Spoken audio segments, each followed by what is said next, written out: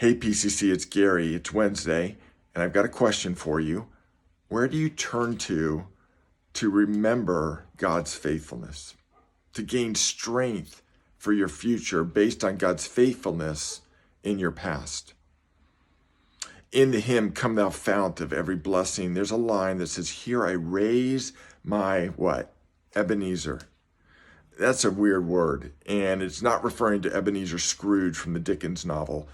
What it's referring to is the Hebrew word, which means a stone of help. In 1 Samuel chapter 7, verse 12, that Hebrew word is used. Let me read it to you. It says, then Samuel took a stone and set it up between Mizpah and Shen. He named it Ebenezer, saying, thus far the Lord has helped us. What's going on? Samuel's on a journey, a hard journey. And he put the stone down because he looked into the future and said, wow, I don't know how I'm going to make it. But that stone reminded him God's been faithful to this point, and then encouraged him he'll be faithful in the future too. Because God's faithfulness doesn't have an expiration date. So here's my question. What are your Ebenezers?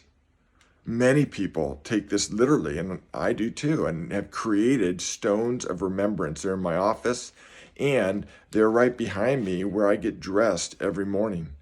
Now, they're not literal stones. There are some from places God has met me profoundly. I have stones from Catalina Island and a beach where God met me profoundly, from Israel, a place where God met and spoke to me profoundly. There are some tokens here that remind me of God's faithfulness. I look at a pocket watch of my father and remember the faithfulness God gave to me and given me the dad he did. There's a cross that reminds me of the faithfulness of Jesus. You can see behind me, there's pictures, there's art.